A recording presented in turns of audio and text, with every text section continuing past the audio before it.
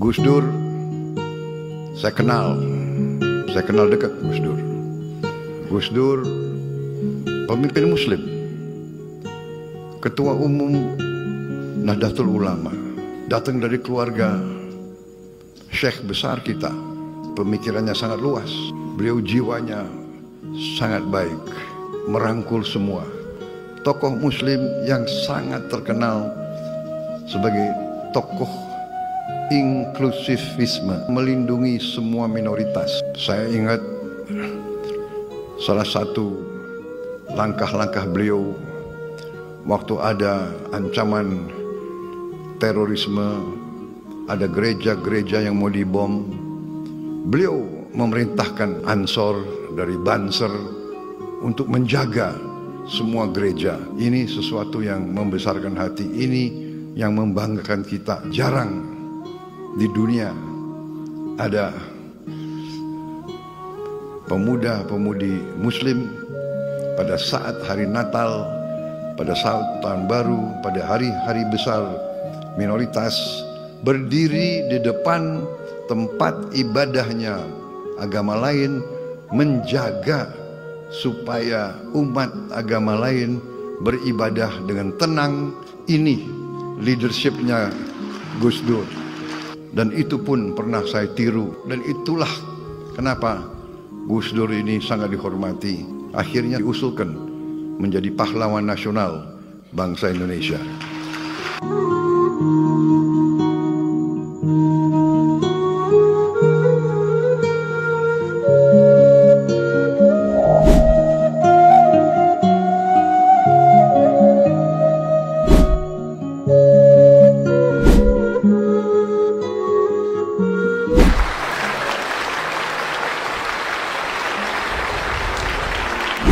Bismillahirrahmanirrahim. Assalamualaikum warahmatullahi wabarakatuh.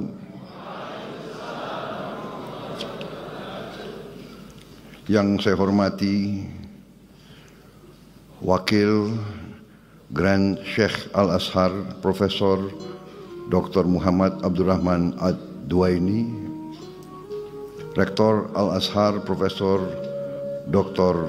Salamah Daud, serta seluruh pengajar, seluruh sivitas akademika dari Al-Azhar yang hadir, Duta Besar Republik Indonesia untuk Mesir Dr. Lutfi Rauf, Duta Besar Mesir untuk Republik Indonesia Yang Mulia Yasser Hashimi,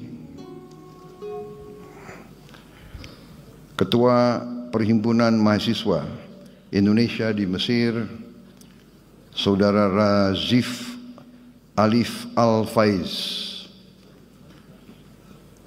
dan terutama yang saya banggakan dan yang saya cintai, para mahasiswa dan mahasiswi Indonesia di Universitas Al-Azhar Kairo, Mesir, yang hadir pada siang hari ini.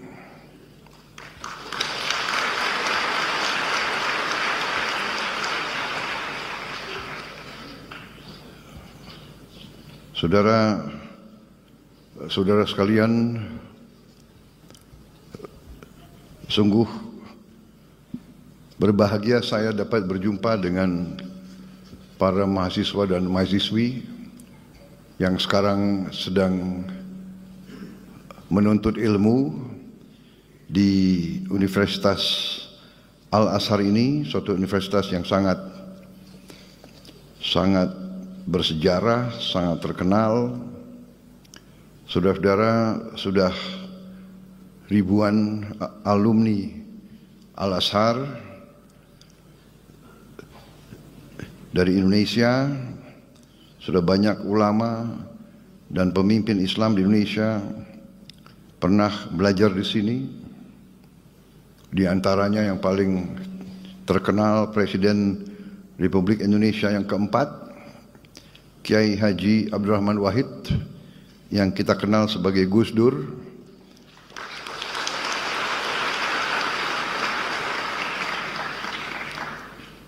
Menteri Agama Republik Indonesia pada Kabinet Pembangunan ke-7, Profesor Dr. Quraish Shihab,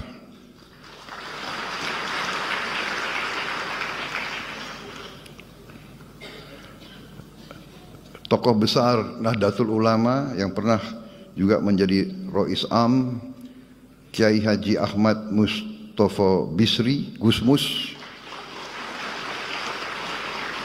dan Menteri Luar Negeri Republik Indonesia pada tahun 1999 sampai 2001, Profesor Dr. Alwi Shihab. Dan saya kira masih banyak lagi tokoh-tokoh dan pemimpin-pemimpin kita, pemimpin Indonesia dari berbagai kalangan, dari berbagai organisasi yang adalah lulusan Al-Azhar. Saya hadir di Mesir ini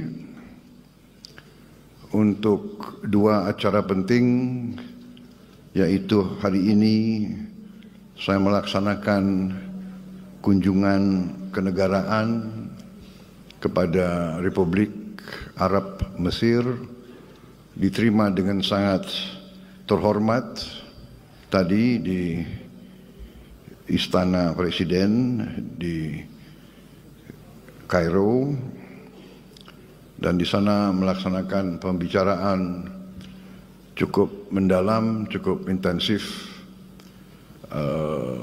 Saya dengan Presiden Al-Sisi, kemudian dengan menteri-menteri beliau dan delegasi saya. Kita telah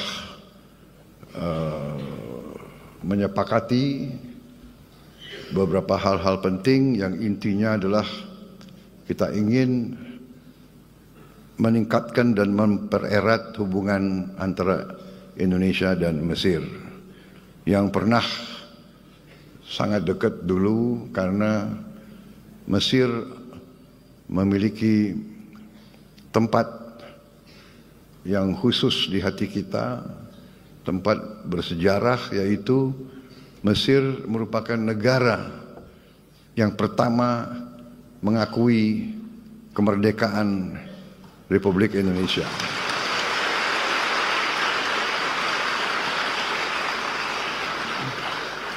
Tanpa ragu-ragu, tanpa berpikir, begitu kita proklamasikan kemerdekaan kita, Mesir negara yang pertama mengakui kita, dan akhirnya beberapa negara lain yang ikut mengakui kemerdekaan dan kedaulatan bangsa Indonesia.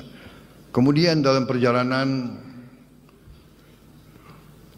pemimpin Mesir waktu itu Presiden Jamal Abdel Nasser dan pemimpin Indonesia Presiden Soekarno menjadi sangat dekat karena sama-sama menjadi pelopor dibangunnya gerakan non-blok, non-aligned movement yang ingin mempersatukan negara-negara berkembang, tidak mau ikut blok manapun, tidak mau ikut blok barat, tidak mau ikut blok timur, berada di tengah, menghormati semua negara, semua bangsa, semua ras.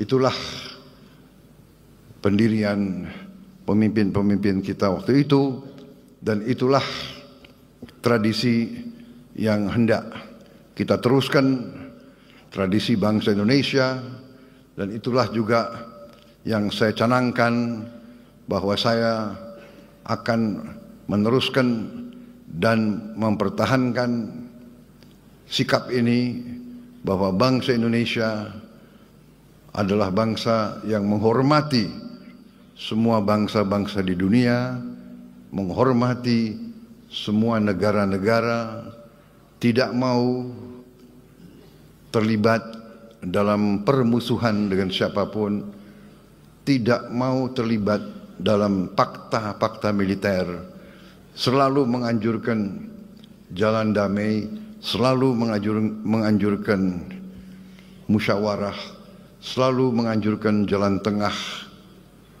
selalu menganjurkan kolaborasi,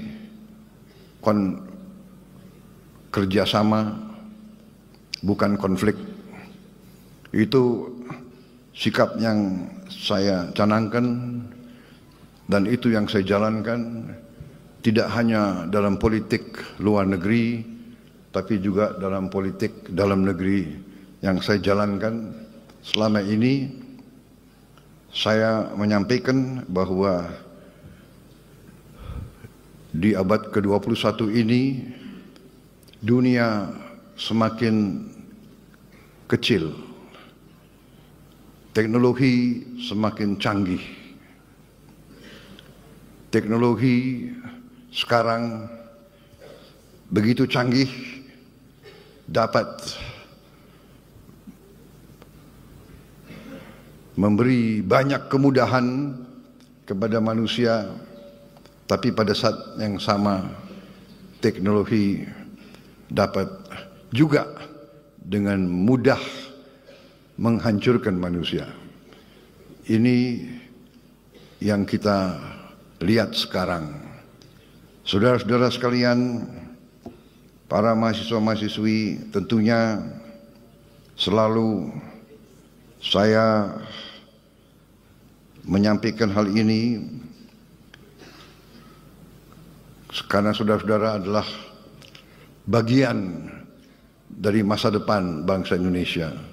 Kalian adalah anak-anak kita yang akan meneruskan perjalanan bangsa kita, bangsa Indonesia. Karena itu sangat penting saudara-saudara belajar dengan baik, belajar dengan tekun, belajar dengan benar.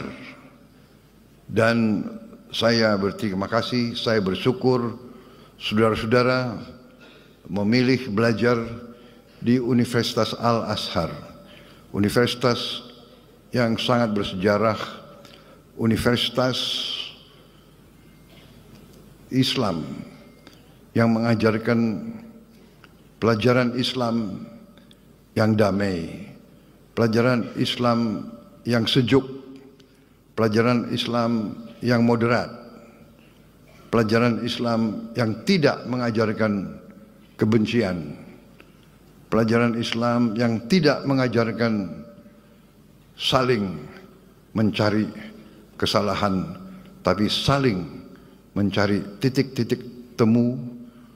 Marilah kita bekerja sama satu dengan lain, bekerja sama dengan semua bangsa, bekerja sama dengan semua agama lain, bekerja sama dengan semua suku, semua ras, karena kita memiliki cita-cita dan kepentingan yang sama. Kita ingin mencari hidup yang baik di dunia ini. Hidup yang baik di dunia ini artinya hidup yang lepas dari ketakutan, lepas dari ancaman. Kita harus menjaga kondisi keadaan perdamaian, karena yang paling utama kita harus menjaga keamanan dan keselamatan seluruh umat, keselamatan kita sendiri, keselamatan keluarga kita, keselamatan masyarakat kita. Hanya dengan itu kita bisa meraih apa yang menjadi cita-cita setiap manusia, yaitu hidup dengan aman, hidup dengan baik, hidup menjalankan kebaikan menurut ajaran agama kita masing-masing. Ini sangat penting, saudara-saudara. Saudara sebagai anak-anak muda, harapan kita semua, kalau Al-Azhar pernah melahirkan seorang presiden, siapa tahu di antara yang duduk di depan saya suatu saat bisa juga menjadi Presiden Republik Indonesia yang akan datang. Tapi belajarlah dari contoh pemimpin-pemimpin itu. Gus Dur, saya kenal dekat Gus Dur. Gus Dur pemimpin Muslim, Ketua Umum Nahdlatul Ulama, datang dari keluarga syekh besar kita, keluarga Tebu Ireng. Tapi beliau pemikirannya sangat luas, beliau jiwanya sangat baik, beliau merangkul semua. Beliau menjadi tokoh, saya kira tokoh Muslim yang sangat terkenal sebagai tokoh inklusivisme, tokoh yang melindungi semua minoritas. Beliau pemimpin Muslim yang sangat dicintai oleh minoritas-minoritas lain. Saya ingat salah satu langkah-langkah beliau waktu ada ancaman terorisme, ada gereja-gereja yang mau dibom. Beliau memerintahkan anak buah beliau dari Ansor, dari Banser untuk menjaga semua gereja, menjaga semua vihara, menjaga semua pura, menjaga semua kuil. Ini sesuatu yang membesarkan hati, ini yang membanggakan kita. Mungkin jarang di dunia ada pemuda-pemudi Muslim pada saat hari Natal, pada saat Tahun Baru, pada hari-hari besar minoritas, berdiri di depan tempat ibadahnya agama lain, menjaga supaya umat agama lain beribadah dengan tenang di tempatnya mereka Muslim-Muslim, pemuda Muslim yang menjaga di luar. Ini leadershipnya Gus Dur. Ini contoh yang luar biasa, dan itu pun pernah saya tiru. Sewaktu memang Gus Dur sudah tidak ada, saya memimpin partai saya. Waktu itu ada lagi ancaman-ancaman bom kepada gereja. Saya juga perintahkan pemuda-pemuda pengikut saya di Partai Gerindra untuk menjaga di kota masing-masing semua tempat ibadah agama lain. Kita yang jaga, mereka yang beribadah. Ini contoh, dan itulah kenapa Gus Dur ini sangat dihormati. Walaupun beliau menjabatnya sebentar, tapi beliau masih sampai sekarang dihormati, dan beliau akhirnya sekarang diusulkan menjadi pahlawan nasional bangsa Indonesia.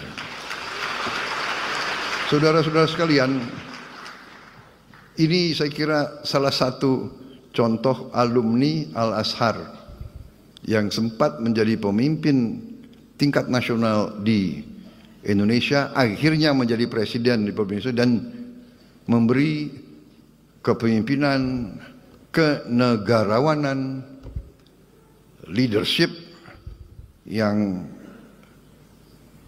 patut dicontoh dan akhirnya juga dihormati oleh bangsa-bangsa lain. Saya kebetulan kenal beliau baik, dan alhamdulillah leadership yang beliau sampaikan menjadi pelajaran bagi kita sekalian. Saudara-saudara sekalian, selain kunjungan kenegaraan ke Mesir, besok kita akan lakukan pertemuan KTT, konferensi tingkat tinggi antara 8 negara yang disebut D8. D8 ini adalah the Developing Aid for Economic Cooperation.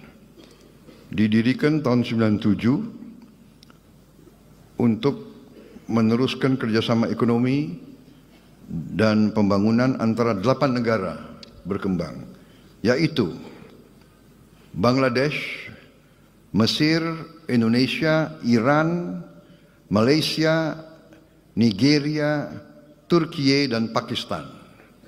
Ini kebetulan 8 negara Muslim yang jumlah penduduknya besar. Jumlah penduduknya mungkin semua negara ini jumlah penduduknya di atas 100 juta. Jadi saudara-saudara, D8 ini dibentuk untuk melakukan kerjasama ekonomi. Saudara-saudara, kalau D8 ini bergabung, ini pasar ini lebih dari 1 miliar. 1 miliar manusia. Nah, ini tentunya kita harus mengakui kita belum begitu puas. Masih banyak yang harus ditingkatkan. Banyak yang harus kita cari bentuk-bentuk kerjasama. Dan untuk itulah besok kita akan bertemu lagi. Dan besok sesudah itu tahun depan Ketua D8 beralih ke Republik Indonesia. Jadi mudah-mudahan kita bisa berbuat yang baik. Saudara-saudara sekalian, kita lihat keadaan dunia, keadaan kawasan saat ini penuh dengan ketegangan, penuh dengan konflik, penuh dengan bisa kita katakan peperangan.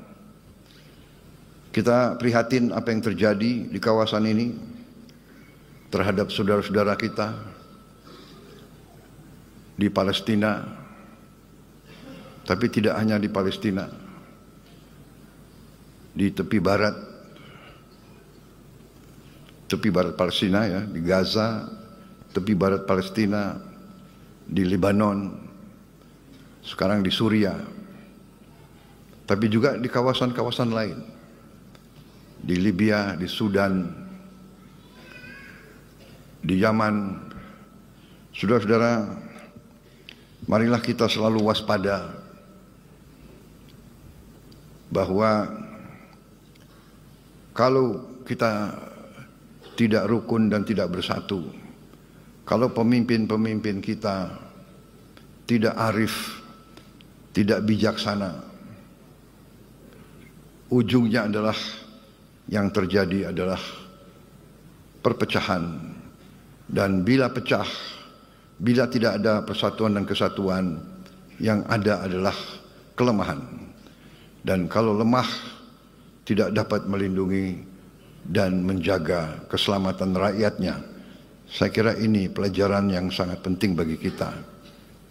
Saudara-saudara, para mahasiswa-mahasiswi, belajarlah dengan tekun, belajarlah dengan baik, jadilah wakil-wakil Indonesia dengan baik. Jangan memalukan kita. Belajar dengan baik. Saya bersyukur saya dapat laporan bahwa mahasiswa Indonesia termasuk mahasiswa asing yang paling sedikit bikin masalah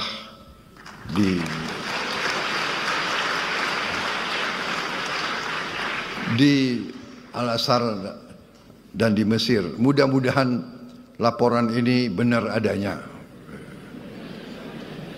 Jangan hanya nggak enak sama Presiden Republik Indonesia disampaikan laporan-laporan yang bagus. Tapi tadi Presiden Al-Sisi juga mengatakan tiap kali lihat wajah orang Indonesia di Mesir, beliau selalu lihat wajah yang baik, wajah yang gembira.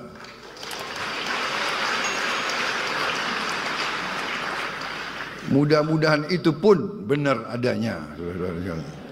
Tapi kalau saya lihat wajah kalian ini, ya Kayaknya benar juga itu ya. Jadi terima kasih. Terima kasih saudara-saudara, yang saya bisa sampaikan bahwa bangsa kita sekarang ini ingin mempercepat pembangunan ekonomi. Kita bersyukur kehadirat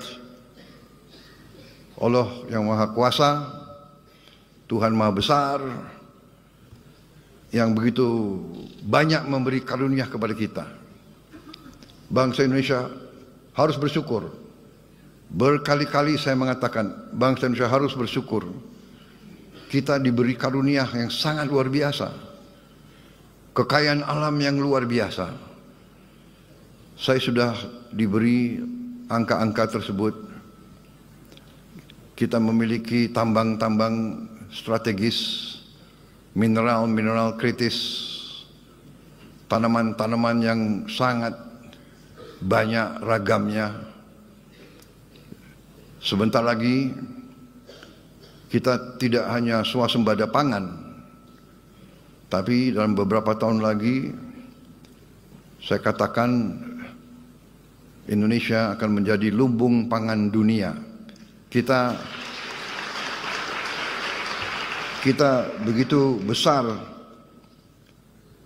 karunia yang diberikan oleh Yang Maha Kuasa. Lahan yang luas, yang subur, ketersediaan air yang cukup, juga 3/4 wilayah negara kita adalah dari laut. Kita memiliki cadangan ikan kedua terbesar di dunia. Kita memiliki panjang pantai ketiga terpanjang di dunia. Artinya kita bisa punya puluhan juta hektar tambak-tambak ikan, tambak udang, tambak lobster, tambak kepiting. Kita akan menjadi eksporter yang paling utama di bidang ikan dan protein untuk dunia, saudara-saudara sekalian. Saudara-saudara sekalian, semua karunia ini percuma kalau tidak bisa kita kelola dengan baik. Karena itu saya bertekad, mandat yang diberi kepada saya oleh rakyat Indonesia, saya dipilih oleh rakyat Indonesia, saya disumpah di hadapan rakyat dan di hadapan Yang Maha Kuasa. Saya disumpah untuk menjaga undang-undang dasar kita, menjalankan semua undang-undang. Karena itu saya bertanggung jawab untuk menjaga dan mengelola semua kekayaan kita untuk bisa dinikmati sebesar-besarnya oleh seluruh rakyat Indonesia. Bukan segelintir. Saudara-saudara sekalian, kita bangga GDP kita, produk domestik bruto kita tumbuh dengan pesat. Tumbuh dengan pesat di tengah ketidakpastian dunia. Tetapi kita menyadari bahwa pertumbuhan itu belum merata. Bahkan sebagian rakyat kita masih berada dalam keadaan yang memprihatinkan. Mereka masih bisa kita golongkan dalam keadaan yang miskin. Ini tekad saya, pemerintah saya. Kami ingin berjuang sekeras mungkin untuk menghilangkan kemiskinan dari bumi Indonesia.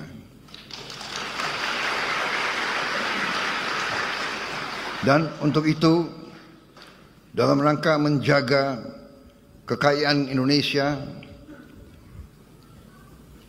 tidak salah kelola, tidak bocor, tidak dicuri, mau tidak mau kita harus bertekad untuk memberantas korupsi dari bumi Indonesia.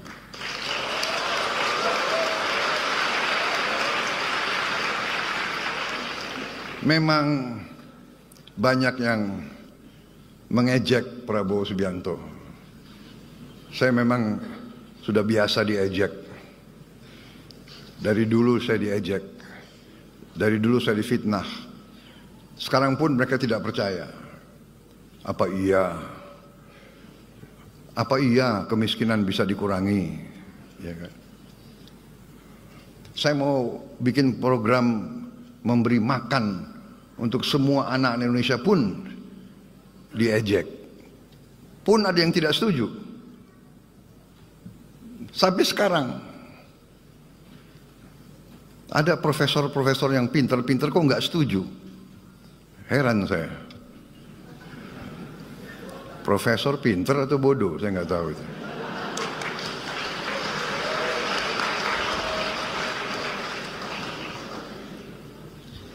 Mungkin pinter otaknya, tapi hatinya tidak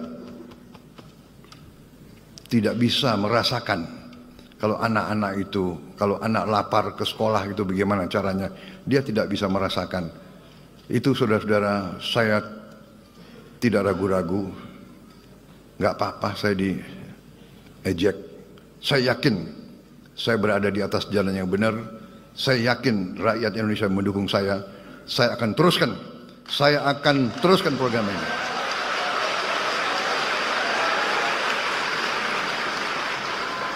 Dan mereka yang masih meragukan, 2 bulan saya memimpin, masih mereka bertanya-tanya, saya sampaikan, sabar sedikit, saya baru menjabat 2 bulan. 2 bulan, ya kan? Anda sudah hitung berapa koruptor yang sudah ditangkap?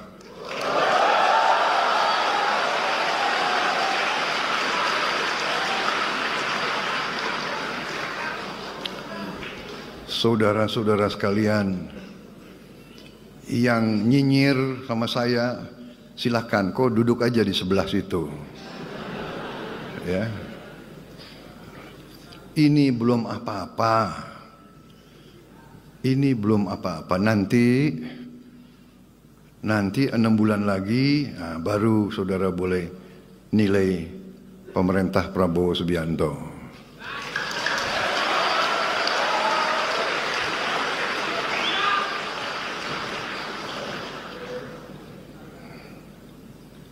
Saya merasa bahwa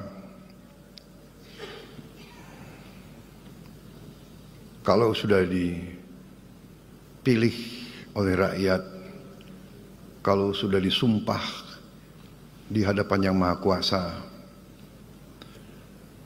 tidak perlu ragu-ragu. Kita hanya setia kepada rakyat Indonesia dan kita hanya takut kepada Yang Maha Kuasa di atas itu.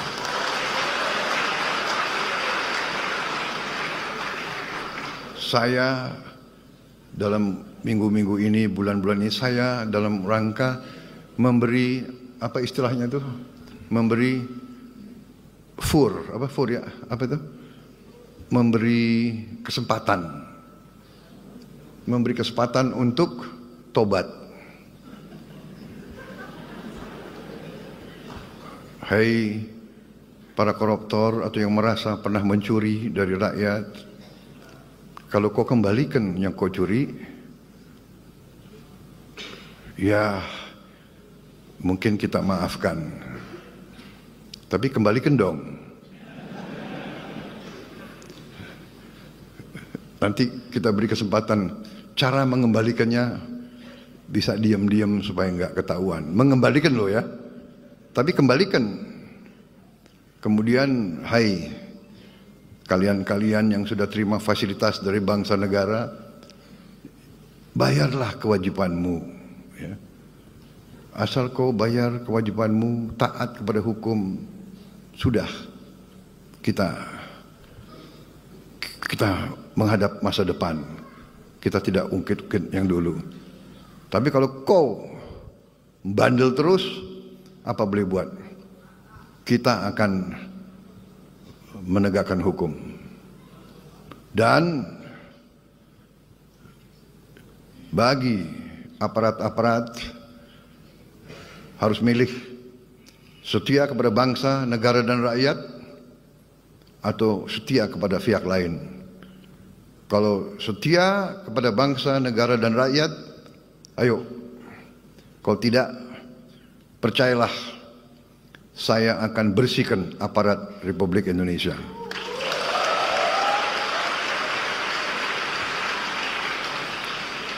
Dan saya yakin dan percaya rakyat Indonesia berada di belakang saya, saudara-saudara sekalian. Saya kira itu yang saya ingin sampaikan. Anak-anakku, belajar yang baik, belajar yang tekun, buatlah yang terbaik untuk bangsa, rakyat, dan negaramu. Raih ilmu untuk bangsa, berbuat baik untuk rakyat. Itu pesan saya.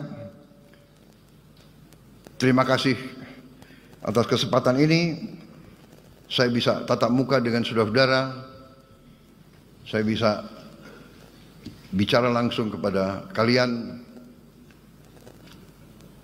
Tidak gampang sekolah di negara orang, jauh dari keluarga. Saya percaya saudara tabah, teguh, dan teguh, tegar menghadapi kesulitan-kesulitan. Selamat belajar, selamat berjuang, Duta Besar, atase pendidikan, pantaulah keadaan anak-anak kita yang punya kesulitan, ya. Saudara-saudara, nanti saya akan minta laporan dari Duta Besar, ya, kondisi mereka dan bagaimana kita bisa lebih membantu mereka di sini. Terima kasih. Wassalamualaikum warahmatullahi wabarakatuh.